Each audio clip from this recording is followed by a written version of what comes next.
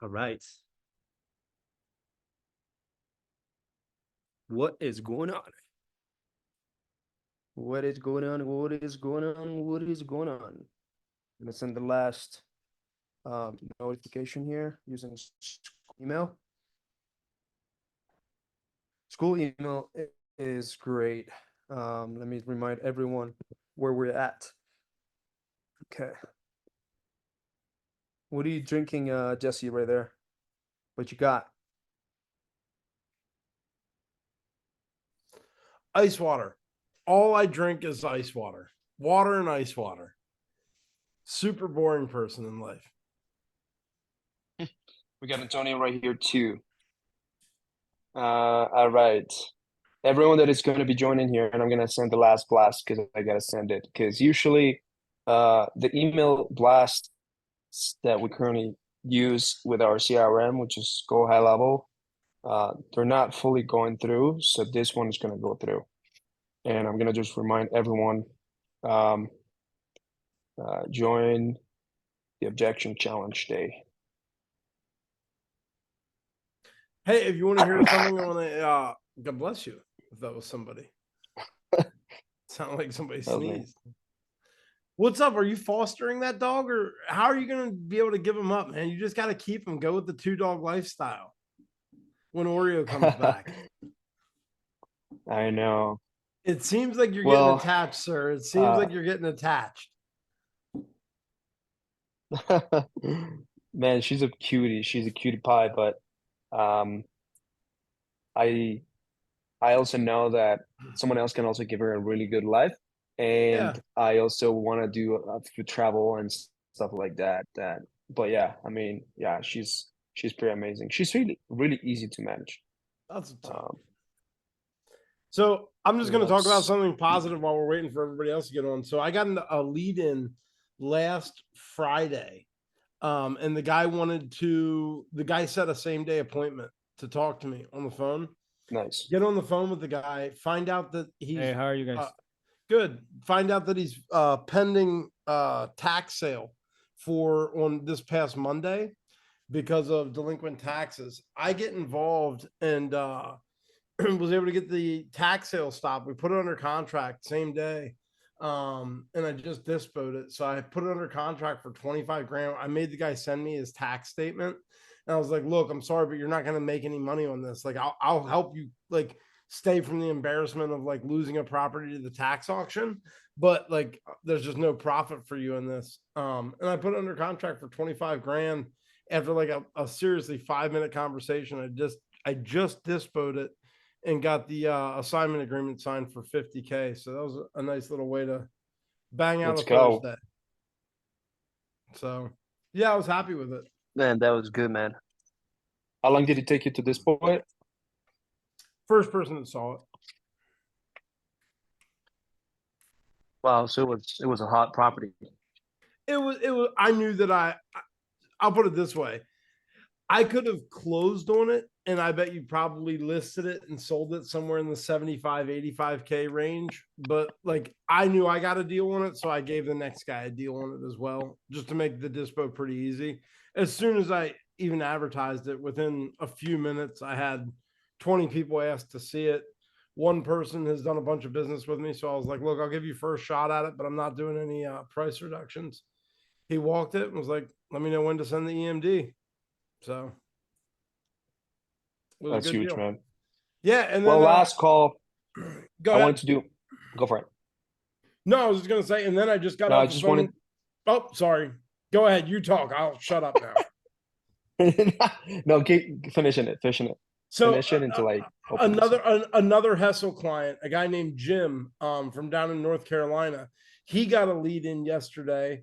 And he goes to our weekly conversion call training. So he got a lead in yesterday on a property that he felt was like a little too big and kind of out of his scope and understanding. There's multiple businesses that are being run, as well as there's like a 17,000 square foot home on the property. The guy wants to sell everything all in for a couple $1,000,000. And Jim felt like it was a little bit out of his wheelhouse selling businesses, property with it, things like that.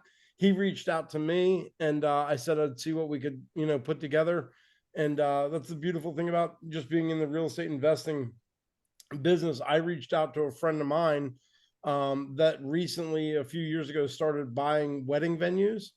And now they're talking, and it looks like Yeah. my buddy Chad is super interested in this deal. So it's a $2.5 million deal, but they all seem like there's a good possibility that we'll be able to put a deal together for the other Hessel client with it too. Oh man, that's huge. I'm glad you're actually helping some of the Hustle clients and remote Latinos clients. We also gotta get remote Latinos in this call, the clients from there, because they need a lot of help. Ultimately, we want this to grow. So people, if you guys get a lot of value from this, please share it with everyone. Actually tell everyone that we're doing this, mini masterminds every Thursday, not every other Thursday for free. And it's objection challenge. We, dive into high level sales and we bring in closers like Jesse or Antonio, and and we just have this high quality delivery of content where we're gonna put it in the entrepreneurs community. But most importantly, if you guys have anything to bring out questions, you guys will be able to get those questions answered.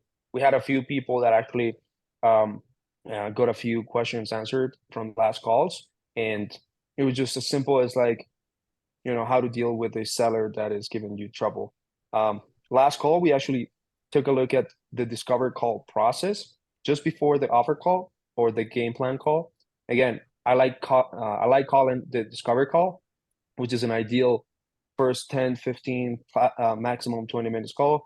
And this is where we essentially qualify the seller, tell them, essentially figure out if what are the obstacles that could potentially come out, which is pre-handling objections. There's always a script for this. And then once we book an appointment for like the game plan call or the offer call, I call it the ideal home buying game plan call, right?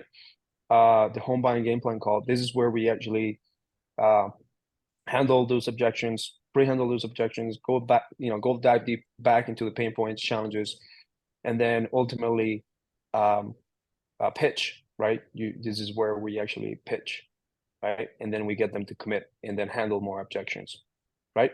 So last call, we actually covered this, which was the discovery call and, handling a lot of the obstacles.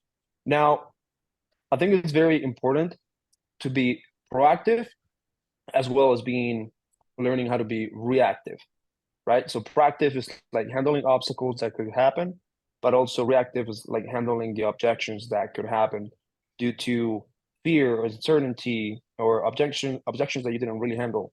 So I think today it will be a good conversation if we have Jesse and Antonio, kind of go over different things. Would be like, some obstacles that could be presented that we need to ensure that we know.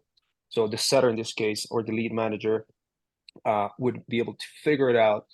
And then, so the closer and the acquisition manager will have a higher conversion rate and still will need to be putting their sales hat on and consulting hat on to handle the rest of the objections.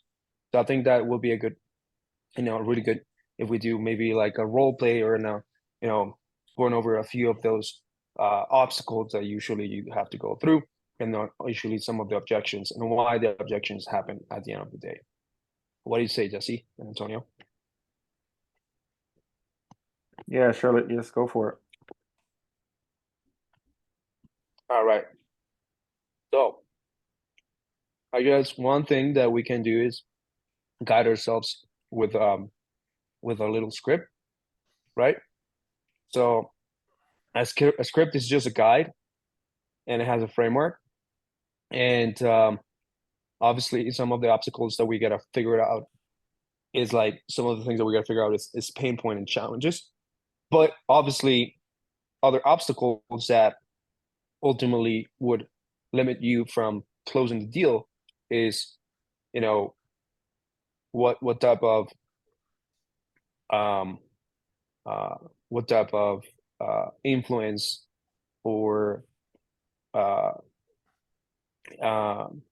yeah, what type of influence or partner or decision-making ability this person has, the urgency that this person is going to take in order to actually take action, anything that would logistically be in the way, money and fear. Like, I feel like those are like the biggest objections, Esteban, or pre-objections or obstacles. let's go back for to it. that. Let's go back to that for a second. Just keep that page up. So Which guys, one? This one? yep, the one that you're on. So the way that would work is if can we go back to that page for me? This one? Keep Yeah, there you go. Just leave it on that for me if you can. So the way Yeah. that it would work, guys, for those of you that maybe are a little bit newer to handling calls, is like if I was on the phone with Antonio, it would, you would just the great thing about something like this is that you can incorporate it into your script so that it's not presented as a script. It's meant to be presented as just normal conversation.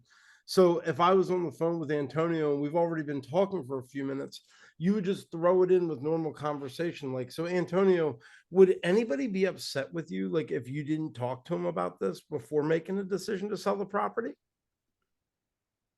That's a completely normal question. Like, and you can do it the same thing, for all of it, but that's how you frame out having a good conversation with people, is learning and understanding what these questions are so that you can become really fluent with them. So they just naturally roll off your tongue. But even like, I don't know what the page says right now, but if we go to urgency and timeline, it would just be like, and again, we're going to be using their name a whole lot. So like Antonio, one thing people always love about working with us is that we're flexible with our closing timelines.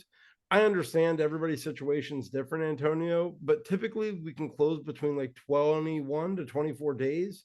Some people love that and other people want more time. What kind of timeline would work best for you and your family? Like, you're making this part of your normal conversation, especially if you're in this beginning stage of the call. You want it to come off as fluid as possible, because if you notice a few scripts ago or a few pages ago, it said, let them know that you're a normal human being. You guys probably talked about that last week in the discovery call process. That's part of it, is being able to know and have a good enough grasp on the information so that as you're sitting there speaking with these people, it's coming off like normal dialogue conversation that anybody would have. And they don't start to get the EBGBs from thinking, oh, this guy's trying to be such a salesperson with me. Because the best salespeople are the ones that you never realize you're being sold. You're just having a good conversation with somebody. I just wanted to point that out, Esteban, that like these things are great, but you just have to use them. You have to incorporate it into your conversation. What are a few things that you currently use, Jesse, or currently say in the intro call, in the discover call, so that they lowered their guard from like, okay, this guy's just trying to lowball me, trying to sell me.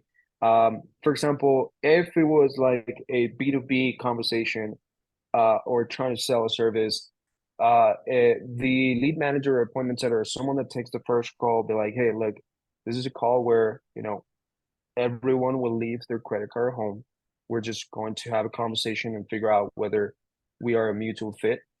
We are very selective about who we decide to work with, and because of that, we like to, we like to figure out what would be the best type of solution that could fit your current situation, and depending where you need to be, we'll give you like a customized plan.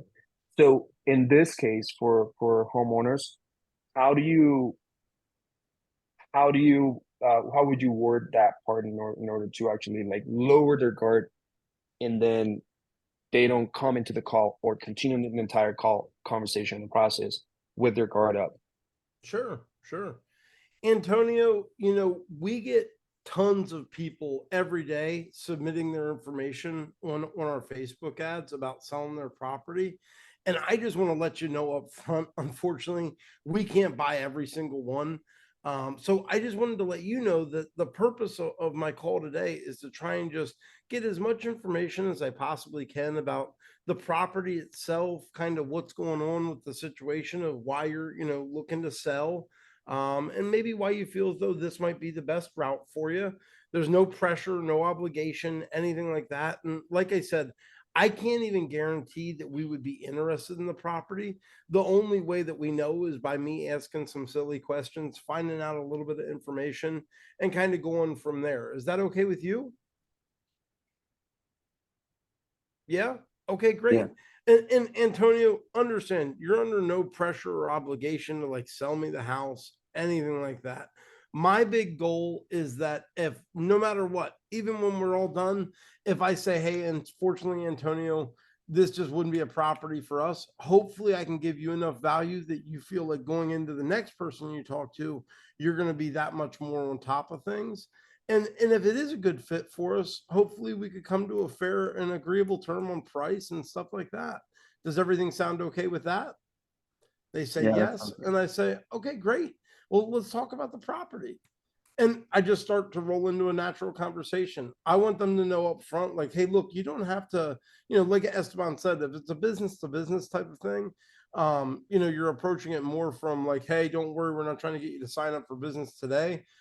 We can't necessarily do that because I do want to get the property under contract as fast as I possibly can before somebody else might talk to them. But on the same token, I don't want them to feel like there's obligation going into it. So I usually just say, look, I'm just telling you up front, not every property qualifies for what we're looking for.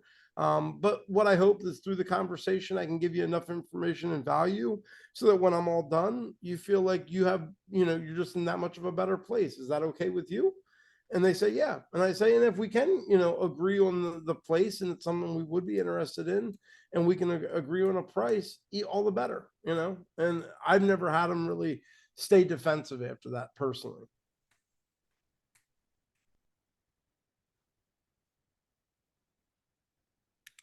I do want to add something to that, what Jesse just said.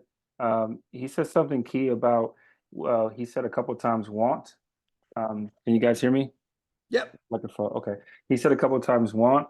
So you definitely want to make sure that they feel that you want to help them, but you don't need to help them, right? You don't, want and need comes off a different energy. So long as you're framing it, like no matter what the script is, like once you go on and you understand the things that you're going to say, then of course you're going to want to put it almost like a formula that you kind of know what you're looking for. But when you're in the beginning, you kind of want to know why you're reading these things. So, like he said, it's coming off very, very natural for what you're actually looking for. So you want to come across as if like you want to help them, but you don't know if you really can yet, and you don't need to because believe me, most people are calling them very desperate in that needing type. A lot of their brand new wholesalers really pressuring them, wanting, and they're feeling that need.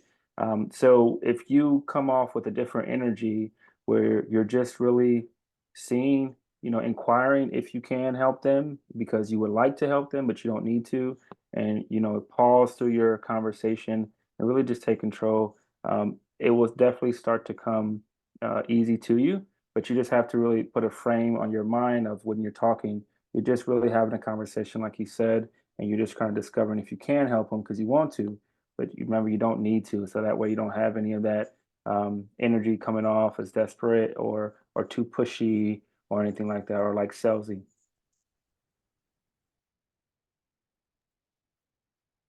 Yeah. Yeah, Absolutely. I think Jesse does a really good job at. I don't know if you guys are going to the Jesse's conversion calls on Wednesdays, but if you guys don't go, you guys need to go because he's just the way that he carries a conversation is like he's always the authority and he doesn't need them.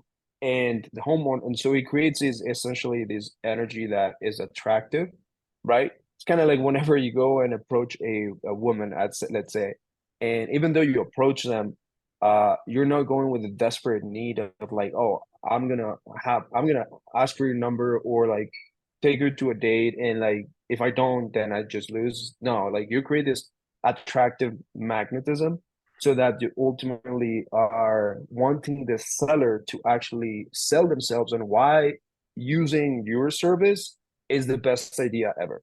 And you do that really uh, by setting a proper frame from the very beginning and asking the proper questions that ultimately create doubt in themselves as to like, why can't they continue doing what they're doing right now by themselves, or why can't they just keep just being stuck? Why is it such a bad idea to do that? And you ultimately do that by asking questions in the first call, and then the second call, well, you reiterate everything and you know dive deeper into it in order to make sure that we're still emotionally connected, so that you can ultimately your pitch is actually delivered in a very good way. So I don't know, if, Jesse, if you want to add something else. Yeah, I mean, I think a lot of it just, nobody likes a cocky person, but almost everybody loves a confident person. And that's always been my approach is, I'm pretty confident in who I am and what I, bring to the table. And at the end of the day, really what it boils down to for me is I don't care if you're Esteban traveling the world somewhere or wherever Antonio is, or if you're my, short, bald, beautiful self. Every one of us, when we put our pants on today, we put our pants on one leg at a time. I mean, they might have some more athletic ability over me, but they're not like jumping in the air and landing in their pants without eating shit a bunch of times. So, I look at it like that every time when I get on the phone with somebody. It's like I'm genuinely there to have a good conversation with them. And if I can help them, great. If that helps me, and if not, no harm, no foul. I mean, I had to tell the woman that today. I had a lead and it was an appointment booked. I was super stoked about it because I know the house, I know the area. And if I could have gotten it for a even relatively decent price, I could have disposed of the thing quick as anything. And the woman was just, she was, she wasn't serious about selling her house. Let's just put it that way. I mean, she wanted $100,000 above the nicest comp anywhere. And she just wasn't, she was unrealistic. But I still had a nice little chat with her, gave her some good information, wished her well, and moved on about my day, because that's really what it's all about. Just trying to be a genuine person, have a decent combo with somebody. And it doesn't matter what you're selling, right? You could be selling cars, you can be selling mortgages, you can be selling vacuum cleaners, you can be selling, life insurance. People love to connect with somebody that they feel is genuine, thoughtful, kind, intelligent. We're all just people. And it's the same reason why hitchhiking exists. It's the same reason why when somebody sees another person broke down on the side of the road with a flat tire and some random stranger stops to ask them, are they okay? Do they need help? People enjoy kindness. They enjoy decency. They enjoy that human connection. So if I can be the bright spot in their, dreary day, because they're sitting around getting pounded by bill collectors, or they're stressed out about this property, or they're worried about this inherited property that's, looks like who did it and ran. And all of a sudden there's somebody there, a guy or a gal there that's talking to them and sounds like they're a little bit confident and assures them that, hey, not an issue. I've dealt with that before. Or I've never dealt with that issue. I had one recently. I'd never dealt with that issue. But I was honest with him and I told him, here's what I can do for you. I can't give you an answer right now here on the spot because I don't want to give you information that's incorrect. But I do have such a great network of people and attorneys that I work with. If you can give me a few hours, let me reach out and make a few calls. I promise I'll get back to you with some great information. Either way, so that way you can know what we have to do either way. And the person was more than thankful for the help. And I ended up getting the deal because of it. It was a non-issue, but the guy was really genuinely stressed about it. And I was able to solve it. And that's how you get deals put together. Because you got to remember, and I'm not trying to talk everybody's ear off, but you have to remember that selling is not what we do to someone, it's what we do for someone, right? So it's giving them the warm and fuzzies. If you're selling a car, you're not selling them a car, you're giving them that new car buying experience, right? If you're a maitre d' at a restaurant, you're not selling the food that the chef is going to prepare, you're selling the sizzle. You know what I mean? You're selling the tuxedo and the formal atmosphere, pulling the chair out for the woman first, giving them a good table, all of those types of things. So if we remember that selling isn't what we're doing to someone, but what we're able to do for them, it usually can keep the conversation in your mind in the proper headspace to have a productive call.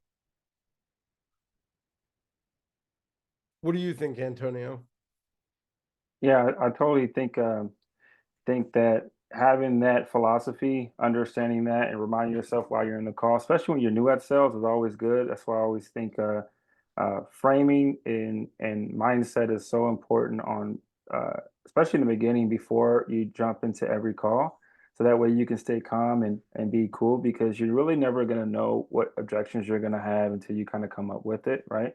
And long as you have that mentality of understanding that you don't need them. You want them to have a good experience and things like that.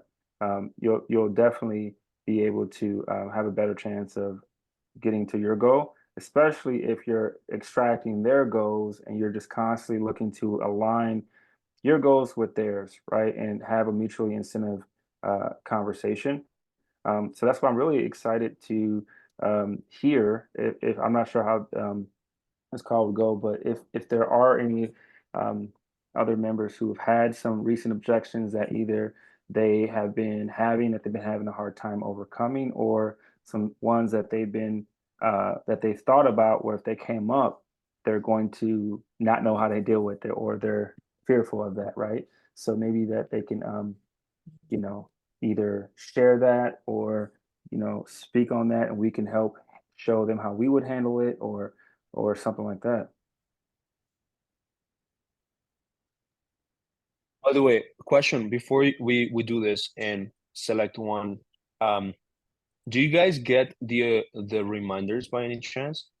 Of the objection handling? I sent one, but like, do you guys get the one that was supposed to be automated? Just a question, just curious, because we're trying to fix this thing. Yeah, I feel like I get a lot of reminders, which I think is great because again, when you're busy, it's just so easy to forget about times and even when you set the appointments. So I love all the reminders and I see a lot of them. So thank you. Sounds good. Yeah, because I wanted to make sure so that majority of people see it, because we used to have like a full pack house before, but then as soon as the domain got hurt, like for the email, we started seeing a decrease, obviously, because people don't get reminders. But thanks, man. Yeah. Corey, what difficulties have you had with sellers? That you always land into like, oh my God, I get stuck, or if you don't, then something that you can share with maybe on sellers that or leads that ultimately give you a little bit of a hard time, or at the moment of closing you think is going to close, but ended up being that, hey, you couldn't. Um, for me, like I feel like it's getting like past the point of the person wanting like a ARV value for their home right off the bat. I feel like early on I used to give up quickly on that, without really trying to break down, why they were looking, to get the ARV. And a lot of times there was just not enough pain, for them to really want to sell. And, it wasn't, it's a nurture thing, but then it's also, kind of like not spending too much time on it. Like I felt like, maybe I could try to convince them and like, like he was saying, if there's not really a solution that I can help them with, then, I'm really just pulling teeth at something that, probably isn't going to come to fruition. So I've learned more to, um, So again, are you having a lot of people that just push you on getting the price a lot, like real fast, like yeah, something? I feel like that. I think, the innovations, right? I think that's a big game changer, with the market today, because that way, it might take them a little bit longer to sell their house, but hey, we have another solution in the tool bag that we can get you a little bit higher AR, higher value for your home, but we're going to look for the right seller or right buyer, and it's going to take a little bit longer. So Right. I mean that's correct. However, if sellers, just so I understand, if sellers are asking you for the price and they don't want to move forward in the conversation unless they know the price, you're getting sometimes stuck, or you used to get stuck in that part. Is that correct? Yeah, I think again, I feel like it's more after they give a price and it's, pretty much spot on with what the ARV would be, and their house is in shambles. How's your Okay, follow-up so questioning? got it. I think it's definitely getting better, but it's more, I feel like, it's one of those things, like it's repetition. So, um, again, I'm sure it could be a little bit stronger. Yeah, but the the one thing that I know a lot of times when people are brand new, Corey, is they get into that uncomfortable spot where you feel like you want to push, but you don't want to push too much. You know what I Right. mean? And it's a natural reaction that I think we all have, especially when we're newer to something. But what I've come to realize over time is that sometimes you can push without being pushy, and sometimes you can lean in without being too hard and heavy on them. And what I mean by that is, like, let's say, for example, I was on the phone and they gave me a price that's just out of bounds. You know what I mean? Yeah. They want $300,000 for a house that's ARV would be 295 to 300,000. Yep. I'm not going to go through the entire call type of thing, but I know when I was newer, years ago, it used to be more of like oh, okay, well, unfortunately, that would probably be a little too much for us. And it would kind of be like the call would just fade off. And what I came to realize is that with giving pushback, it's okay to do it as long as you're still polite, the same exact person that you were before. So that might seem something that's a little bit uneasy to us at first, but when you start doing it, you realize it's not that bad. They don't freak out, they don't get offended. And like one of the questions that I always love to ask people is, oh wow, that's a really big number, especially for what I see for the properties in the area. Do you mind explaining to me why you feel as though it might be worth that much? Because again, I want to put them on the back foot. I want them to have to explain to me now, why. And like before I get into that part of the conversation for myself, I've usually already discussed other homes in the area, what some of the values that I'm seeing for different home conditions are. So I might even tell them throughout the call, like, I did see when I pulled up homes in your area, like homes that look like they've been freshly remodeled, where like HGTV almost came in and did all the bells and whistles. I see those homes are going for around 300 to 315,000. Obviously, homes that are in need of some repairs, like what you said yours were. Typically, I see those trading for somewhere between 150 to 200,000. And then I'm just dropping that little nugget and then keep rolling with the conversation, so that if when we get to price and they try and come at me with, well, I was hoping to get 300,000, now they perfectly understand what I'm saying when I say, wow, that's a big number. Do you mind explaining to me, Sure. how you came to that? Especially because remember when we talked a few minutes ago, Corey, about how like the homes that were like brand new, freshly remodeled in the area were going for around 300 to 315. So how would that make, if you were me, explain it to me, like what your logic is. Help me understand what you're seeing. Right. And when you do that, all of a sudden they have to people, one of like human characteristic, one of human traits, most uncomfortable things is to be put into an uncomfortable situation, or a situation that they feel like they don't have control over, right? So when they come at you with that real high number, psychologically, they're thinking that they're taking control of the conversation. And when you come off to where you're totally understanding and acceptable and kind and still even, oh, maybe even more friendly because of it, and they see that that doesn't throw you off your kilter, but then you put them on the back foot by saying, hey, help me understand how you got to that number. So imagine the roles were reversed and you were buying the house and I owned it in the current condition. Explain to me how we're getting there. Can you do that for me? And they're never going to be able to. Right. Every time I've done that for the last 10 years, when I say, "Hey, explain how we get this number to that for me. Like, help me make sense of it. Can you do that Yeah. for me, please?" All of a sudden it's, well, I mean, I understand what you're saying. And they'll try and change the topic completely because they know they're that wrong. You know what I mean? Yeah. And then it's okay to follow that up with, listen, I know that that's maybe what you'd love to get. And unfortunately, I'd love to be 30 pounds less and have a new Ferrari parked in my garage, but we don't all get what we'd love to have.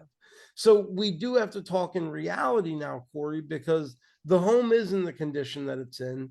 It needs the repairs that it needs, and it's only ever going to be worth so much.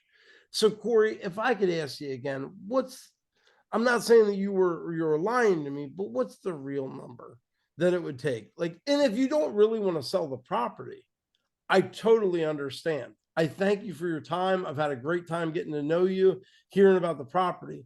But if you really did want to sell the property, let's talk turkey. And can you give me the real number here, please? Right. And all of a sudden, if I do that, I'm doing it again from the same point of decency, friendliness, kindness, all that type of stuff. But I'm taking back control of that conversation immediately since I realize this shit's not going to fly. Nice. I like it. Does anybody else have anything? Esteban's communicating with me through text message. So let's see what he said. Oh, his internet is not the greatest, so he had to turn his camera off. No big deal. But does anybody else have anything? How do you deal with real estate agents working for the homeowner? That can be a tricky one. I'd love to hear if anybody else has something to chime in on it with it, but I've usually found that if I'm talking to a realtor, I try to outline exactly what I'm trying to do right up front. And I let them know, look, you and I, ultimately, we have the same goal. We both want to get the property sold. We both want to get the property bought. However, we want to slice that pie. But your goal is obviously to move this property. And I understand that you have certain guidelines that you have to work within as a realtor. My job as an investor is to get the property for the best deal that I think is possible and that can make sense for me. So let's try and work together on this if we can. And don't worry, I know you obviously still have to get paid for your time. That's totally understandable. And then I try and move forward with it. If I feel as though the realtor is being deceptive or not trying to communicate an offer with a seller or something like that, I might not be the best one to ask on that because I will absolutely bypass a realtor in a second. And I will search that person. I will get their home phone number and I will call them myself, not trying to be a snake in the grass or anything like that. But look, your job is to represent your client. If you're not doing that, I'm not going to try and go around you and be a complete asshole, but I might make your client aware of the fact that there's an offer out there. So it could even be something as simple as like, hey, did you want me to talk to the client directly or would you rather me still go through you? If I'm trying to just be super friendly, I would tell the agent, would there be any way I'd love to kind of present my offer to you guys? But it is a little bit of a different offer, or especially if it's a creative offer, something like that. Sometimes I'll just say there's a lot of intricacies with it that I would like to be able to make sure I either explain correctly or that are conveyed properly. Would there be any chance that maybe I could jump on the phone with you and the seller at the same time? And they don't have to talk to me. All the conversations and communication can be through you and I. I'd just love to hear them hear the offer coming directly from me because I know I'm going to pitch it so much better than the agent would, especially if I'm talking like a subject to deal, a creative finance deal. And a lot of times what I found is when agents do say like, okay, well, I'm going to bring them on, but any communications will be just through you and I. A lot of times halfway through the call, the person will ask me a question because I ask so many questions. And then when we start talking about money, I'll ask intentional questions that I know they're going to be able to answer and not the agent. And at that time, the conversation starts and I roll with it.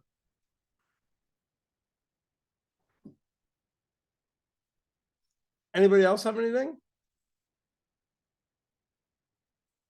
Antonio, give us some fire. Come on, man. Well, I don't have any questions. I mean, No, I know if don't you mean want to have. questions. I mean, Okay. just Yeah, give us yes. some sales pro tips. Oh, yeah. So, as far as what you were just speaking of, I think it's key for both of those questions with Corey and also, um, I think Paul, that a lot of it is information and goals, right? So for the situation with Corey, with that buyer, you know, long as you have enough information on educating them why, I think, you know, the best sales to me are the people who are also so informative, right? Because if you can educate people enough in a way with a right tone and things like that, you're going to also have that authority as well. So situations where it's someone who's needing to know about, I mean, thinking that, you know, the ARV, it's just painting a picture for them in a way of you're educating them on what the reality is, right? So if you could shift their perception through, you know, education or, you know, a consultative type of approach, then naturally you're going to create that authority, and then you're going to also create that doubt in their mind on letting them know, okay, what is your perception change? And once you see that perception change, then you're able to ask them a question of consequence. Like, so if you can't get this, uh, you know, in this X amount of time at ARV because of knowing this now, what's your plan? And just pause, right? And then let them understand and kind of think about, well, I can do this, and they're gonna be, wow, I really don't have an alternative. So then that gives your position another perception uh, eyelid in a way, like so now they can view your new offer in a different way because you kind of have a new formula, right? You gave them some new education on why, and then you created that doubt, and then you inserted a question on, okay, if we get off this call right now, like, what are your options? Like, where are you going to go? And then most of the time, they're not going to have that answer, right? Because especially in that situation with Corey's situation, no one else is going to buy it at that ARV, especially if it has if it needs so much work, right? So I would definitely, you know, say that as far as the why, like the why you're saying these things, like if you understand the principles and the formula, it will help because it will be useful in every single conversation. And then with the second situation with the realtor, the same thing applies, right? Because everyone has a goal, right? As long as you um, align your goal with the person who's on the phone, whether it's a realtor or a motivated seller, you have to make sure that your goals align. So with the real estate agent, yeah, that's definitely that approach what Jesse's saying as far as, you know, that telling them, hey, I'll go around you in a way, in a polite way. But also there's opportunity there. And I'm sure Jesse can probably say that sometimes he's probably worked with some real estate agents where a lot of real estate agents, they're just not educated in their world, right? They don't understand um, what wholesale is about. To me, I look at it like people who go through like a 4-year college degree, right? And now they're just working for someone and an employee. And then someone who goes to 4 years of being an entrepreneur, grinder, and hustler, right? The entrepreneur is gonna know so much more in different ways than the person who just came from a 4-year degree on the mission of how to, you know, create money and create value, right? So that's the same situation on a real estate investor or wholesaler side and someone who goes to real estate school. So they're going to coming from different worlds. So it's all about educating that realtor that, like what Jesse said, your goals are the same, but at the same time, hey, we can have an opportunity. This could be a win-win. And I work with a lot of realtors in this way, right? So this could be an opportunity for you, sir, realtor agent or ma'am, right? That maybe this is how I work with other realtor agents. So you're kind of shifting their perception and then letting them know what Jesse was saying. Hey, if we don't work out, what's the consequence, right? So it's still putting that consequence perception consultative approach, and then creating that doubt with them, right? So that's really a key. And we can always do an objection mock call with Jesse and I to show you guys. If anyone else has another objection, we could role play, or I could be the seller or the closer, or he could, you know, whatever. There's another call that just came in. A question: when a client is talking to multiple investors regarding her property, how do you stand out because you can't pay more just to get the house? I have something for that, and then I'm sure Jesse, you have one as well. Sure, I go think ahead. I think It's the same thing with any sales, and it kind of goes to a continuation when I was just speaking. So I have a thing I talk about is like put the your purpose in the position, purpose in position, right? So whatever position you are in, like if you look at sales or like a call, like a chessboard, right? So whatever position you're in that you find yourself in on the call, if you put the purpose in it, like so everyone else is talking to them almost like sharks, right? Money, money, money, sell, sell. I'm hungry. I want to get that, right? But if you come up to them, like you're asking them detailed questions of resonation, like, okay, what are your plans after this? Like, are you moving, right? Are you, why are you doing this? I talked to someone recently who she had some different offers, and she is a single mother. She has 3 kids, older kids, I think one 20, 19, they all live with her. And she bought it a year ago, and she still has, some payments on there, of course, but she needs to move. So why do you need to move? Oh, her parents are sick. She needs to move in with them. Okay, great. All right. So what else is going on? So what's the motivation? How soon? Oh, her sister's dealing with the illness and has to take care of her as well. Okay, cool. So when you get that money, what are you going to do with it? She's going to sit in the bank. Okay, cool. So now I'm understanding that. Okay, how's your credit? Okay, cool. What do you do? Oh, okay, cool. What's your goal? What's your plan? What do you really want to be? What did you want to do with this property? Like, what happened? Where did it go off the rails? Well, I wanted to build a tiny house. We really want to buy we have a half an acre. We want to build a tiny house in the back, blah, blah, blah. Right. So now she's opening up and now I'm understanding more. Right. So already I'm showing that I care more about her. I care more about the mission of what she's about. I'm aligning with her goals. So I'm already different than most people who are just getting to the numbers and just trying to like, I'm not standing out. Right. So now I'm letting her know, like, okay, great. Well, what we do is if we can get this, working with us, all of the clients, we work with, we can also give you some resources on where you could go, where you could probably hopefully put that money to grow, or if you need some credit repair, we can send you some places to get some credit repair, or if you ever need to get back on your feet, X, Y, and Z. So I'm just giving her value. And with anything, if people feel heard and you give them value, they're going to trust you more, right? Especially if they give you value on the call. So if you're giving them value, even educating them on some things, so now they learn some new things on the call, whether it's about their house, the market, or potentials, or anything like that, and they felt like that you actually saw them and connected with them, they're going to remember you in a couple of days out of everyone else, right? So you have to build value, and that's the best way to stand out is building value. People don't care how much you know until they know how much you care. So the easiest way to differentiate yourself from somebody else, in my opinion, is to be more authentic, more genuine, and more kind and caring. Sure, you have great communication, things like that, but I love it when I beat out other investors because I see some of them are very, very transactional. Some of them have people that go out to their homes, like acquisition people that just kind of seem very fake and phony. Like you can tell they're just there for a paycheck. Um, I think that one of my benefits has always been I really love real estate. Like I love buying and selling stuff, but I really love like the world of real estate, not realtors, but just the idea of buying a house, flipping a house, wholesaling a house. Like I love that shit. And because of that, I think that's somewhat sometimes is transparent. They always say like you wear your emotions on your sleeve, but your energy and your vibe is transparent to people and they pick up on that. And I've had countless people tell me like, like the best way to get somebody excited about something is to be exciting.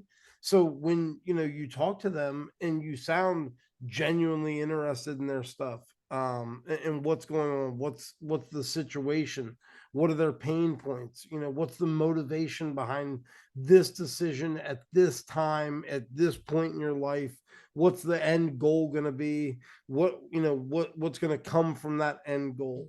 Oh, you're trying to move. Where are you trying to move? Why are you trying to move? How's that going to be able to affect you? How's that going to make your life better? If we could fast forward 6 months from now, what do you see your life being like? The other thing, if you're doing stuff virtually, the easiest way to differentiate yourself from people that are also just making calls and sending texts, get on video calls with people. Even when you're doing the discovery call, like I do that with people all the time, and people think it's crazy that when I get a lead in, a lot of times I just like if I pulled up my CRM and showed you guys like a lot of the text that like, especially if they respond to a text, the next text that they get sent is like, are you available to FaceTime? You know, like, are you available for a quick Zoom call?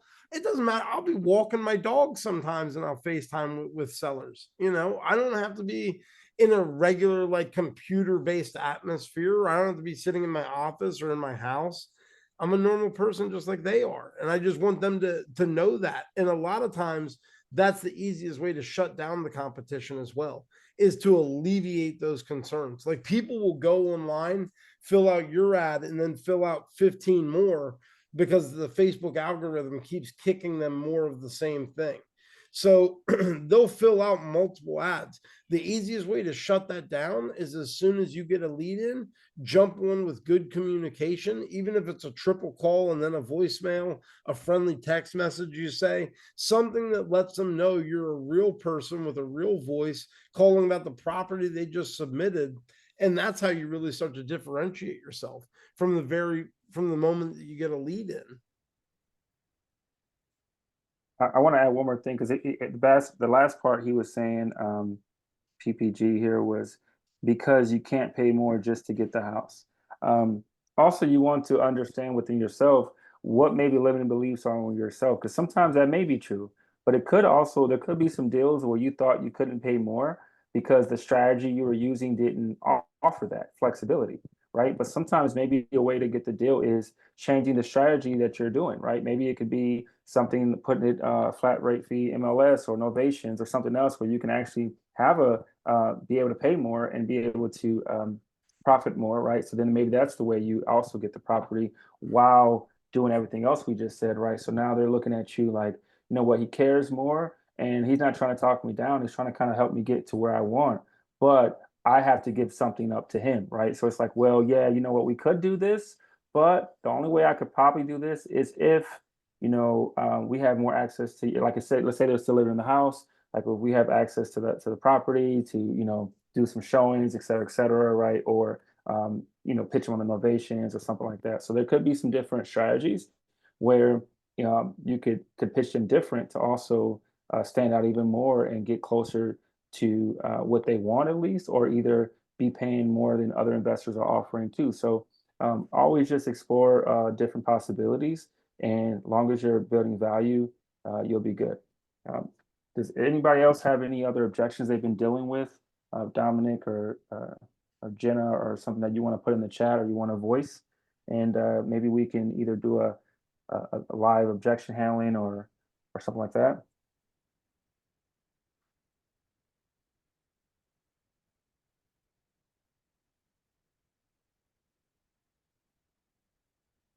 Ideally, though, the only here's another thing I'll give you guys about mindset. I was talking with somebody about this the other day, and they were asking me what do I try and do for mindset when I go into a call, and I said, well, I'm there to buy the house. That's my mindset. And I know that sounds really simple, but I do look at it as that simple of a proposition, which is, these people submitted their information on a lead because they want to sell a house, right? That's what I do, is I buy houses from people that want to sell them. So we're a natural fit for each other. So we don't have to have the awkward dating phase of trying to see if we like each other or not. I automatically am happy to talk to them.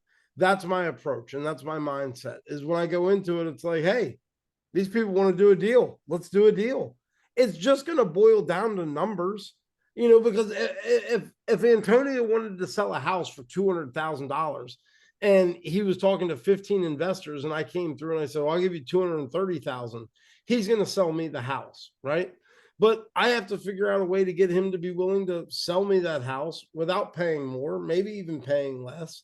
And the easiest way to do that is, again, to just have a real conversation with him and ask him, look, I've got a deal like that last month. The guy had 5 other people that had already come through. A bunch of people were giving him offers. He had more people coming to see it later in the day. And I just asked him, I said, Barry, his name was Barry. I said, Barry, I appreciate you showing me the house and everything, but you told me you've already had an army of people come through earlier. You got an army of people coming through later. What's it going to take to just get a deal done on the house? I said, if you just want to shop everybody's offer, you can. I said, but why don't you just talk to me man to man? I'm here. I want to buy properties. That's what I do for a living. You want to sell the property. let's stop the nonsense and get down to business. Tell me what it's going to take. And here's the crazy thing. The number that he told me was only $2,200 higher than the best offer he had gotten, which everybody obviously knew that, like, everybody, I think, understood that he was trying to shop, because everybody would have gone up on their offer. Everybody would have. He basically told me that he needed 129,500, and the best offer that he had gotten so far was like 127. And if I was just pitching him an offer, I'd have been like, yeah, I'll probably offer you 120,000, which is what everybody else had probably done. And then they probably countered a little bit back and forth and just left it alone. He told me the number. There was no thinking about it. I put my hand out, I shook his hand, and I said, absolutely, I'll do that. I said, so at that number, you'd go ahead and do it right now, tell the other people they don't need to come out? He said, sure. I said, all right, let's write it up. Done. I disposed the thing, made 13K, and moved on to the next. That's what we're in this business to do. You don't have to win every battle to win the war, is I guess a good way to put it. Does anybody else have anything? I know it's pretty much, we're pretty much out of time, but.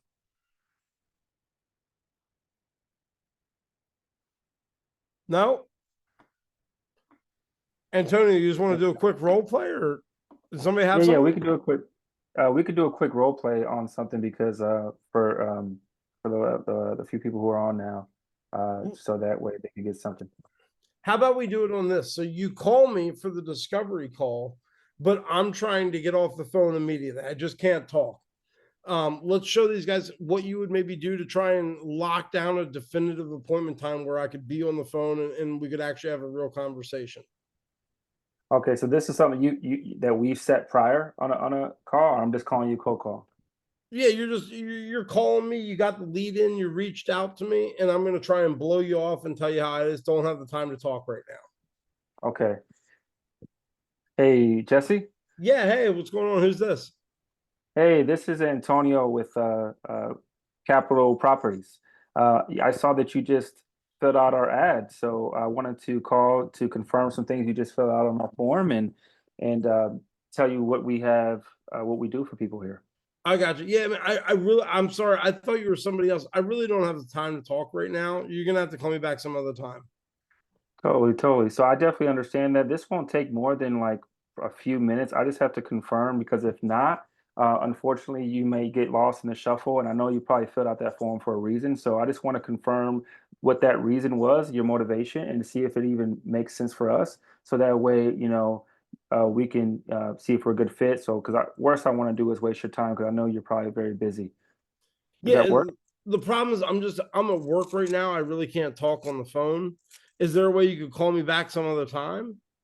Yeah, we can always schedule. That's why I wanted to call right now. This is just a quick 5-minute call to see when we can schedule something that makes more sense, or if this is something that's probably not a good fit for us right now, because we do have a limited of opportunities that we're looking at right now in your area to actually put an offer out on. So we just want to be able to align with the people who have who actually want to sell right now. Is that something that you're looking to do right now, or is this something you were just thinking about in the future? No, I need to sell the house for sure. You actually need to? Oh, so it's not just a want, so you actually need to. What's the reason for it? The need? Getting a divorce. Yeah, I know how that happens. So you probably want a little bit more support. So sometimes those can be tricky. What was your timetable? The judge said we had like 90 days to sell it, I think. So, Okay. but it's already been like almost a month and a half. Okay, so if you could get it in sold in 30 days, that would be something in your goal, right? Yeah. So are you having any offers right now? I'm guessing you don't have as many offers. Is that why you filled out the form with us? I haven't done anything with it, to be honest with you. I kind of slacked off and messed up and didn't realize it was all my responsibility. And now I got to get the place sold, before we go back to court. So as far as the court, is it now going to be on your responsibility to get it sold? Yeah, well, I mean, she has to agree to it as well, but yeah, I mean, we Okay. both know that we need to sell the house. Okay. So we specialize in, divorce, tax liens, emergencies, people who inherit properties who need to leave. So we definitely are the right ones to actually help, and we have experience to help you navigate through this, because this will be a tricky situation, right? You need speed, but you also need agreement on both sides, people who are currently not agreeing, right? So that's our job to help you support that. So right now, on top of your head, is there I was looking in the area with some of the comparable houses in the area. Is there a certain number that you feel that you would need right now that would make you and your wife your ex-wife come to an agreement? It's not really about that. The court order just says that we have to pay off the mortgage that we have together. So I don't really even know what the house is worth. Okay. I heard some of the neighbors' homes sold for like 350 to like 400. I'm not sure. Yeah. We owe 206,000 on the mortgage.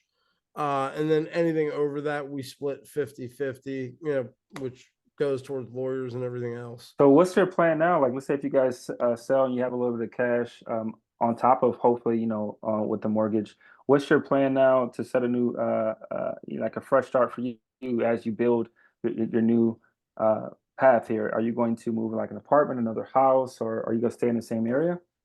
Oh yeah, no, I already moved into another house with my girlfriend.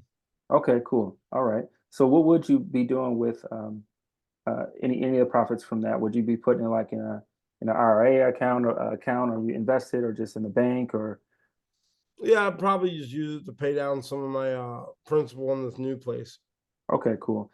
So the reason why I said, I know you mentioned some of the comparable houses were around 3 to like 4 or so that you heard. So I did take a little bit of a look at this real quick in our software that we have, and it looks like some of that was higher about 6 months, a year ago. But you know that we have in a downturn, so we look at the comparables of what's selling now, active under contract for like the last 30 days, and it has been a lot lower. So due to that, if it was something that you're looking at that higher rate, I do want to just give you the right information that it will probably take longer for you to sell it if you want to get it to that number, because you probably have to wait for the market to kind of go up, and we don't know how long that's going to be, right?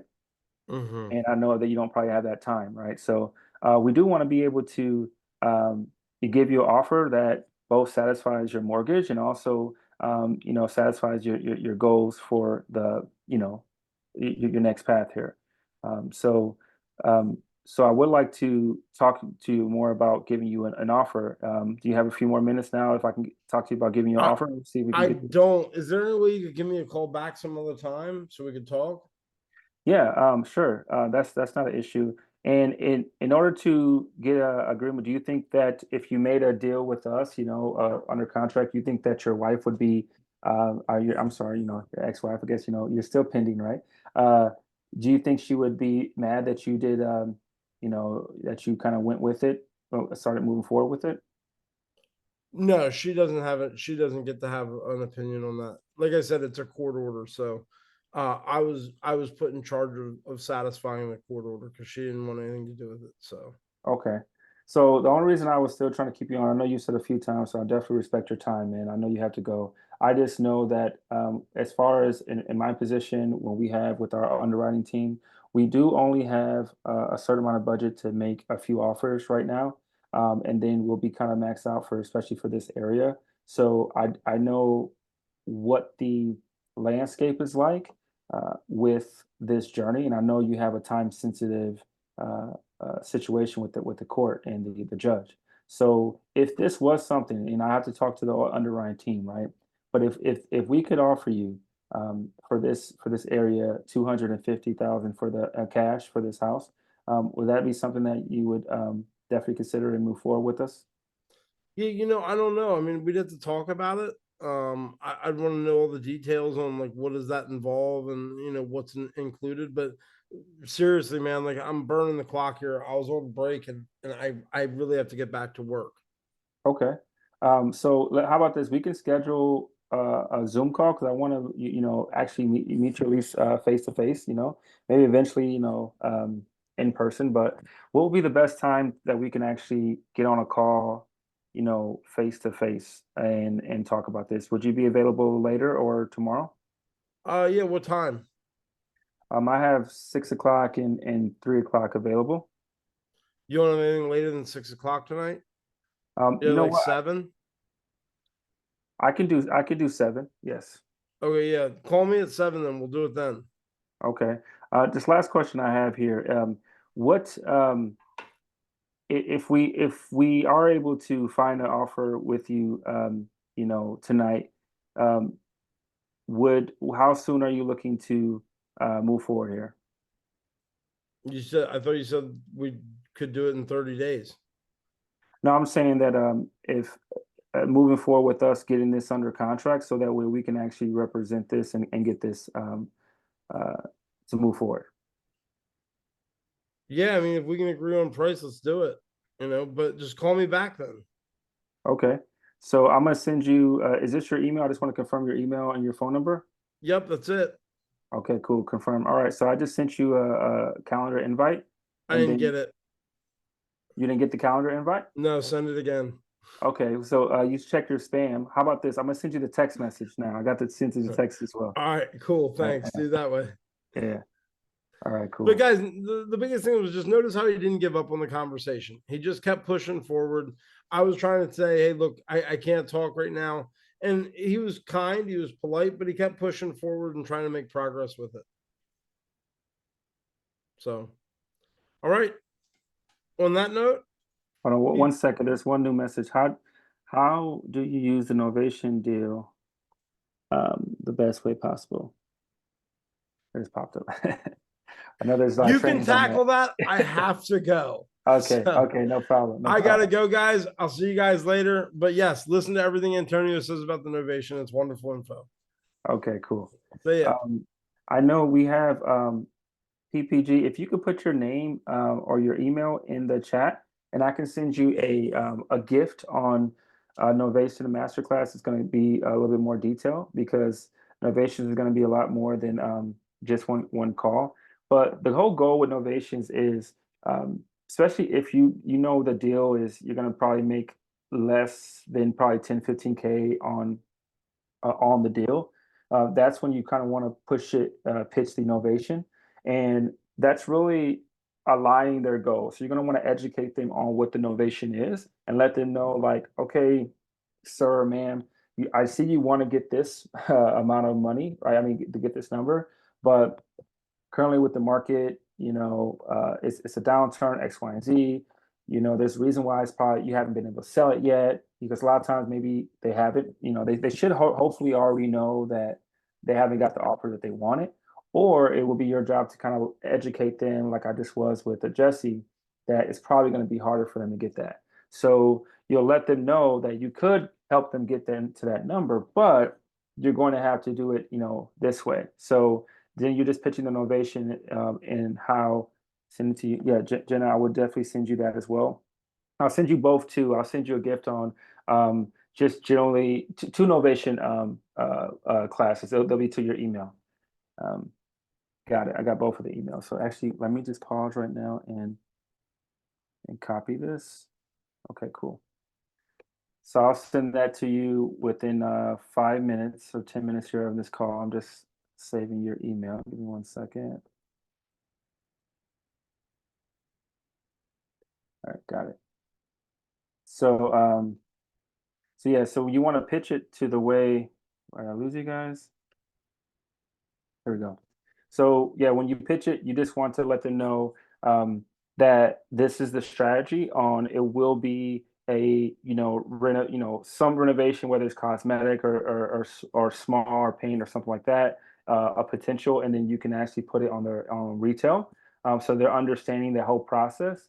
And even if it's new to them, you want to just constantly remind them that at the end of that process, their goal is going to be met, right? So it's like, yeah, I can get you to this goal, but we're gonna have to go a different direction, right? So just like if someone's saying, hey, I need to get from here to from California to New York, but I wanted to go on a private jet, but it didn't work out, right? All right, well, I could get you there, but we're gonna have to go by train, do this, that, but we could get there, right?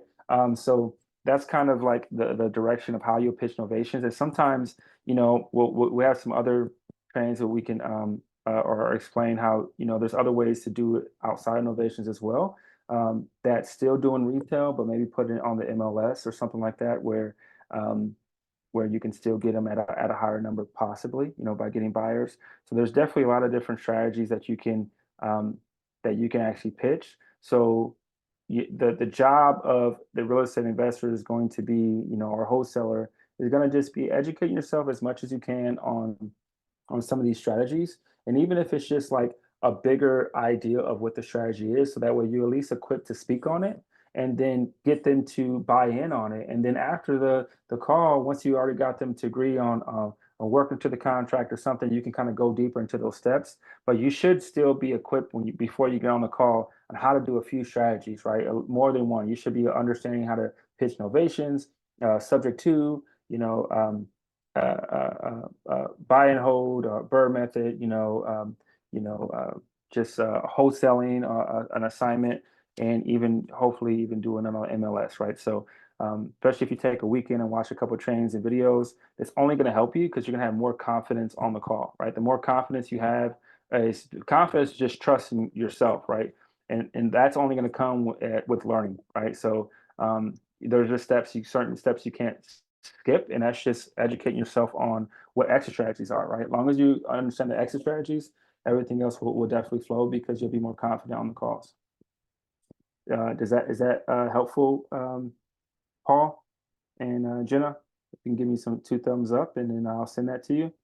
And then if and then the time's kind of up for this moment.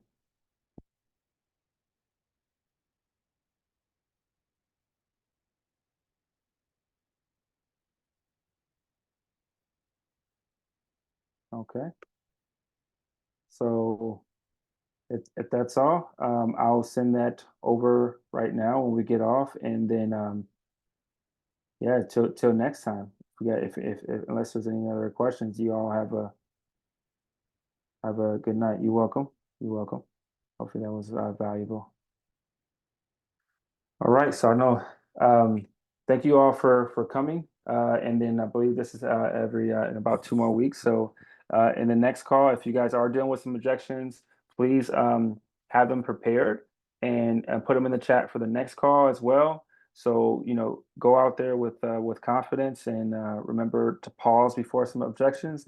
As long as you make it at a human level where you know that they feel like you're there to help them. Everything else will give you a better chance to actually close, right? So you guys all have a great evening.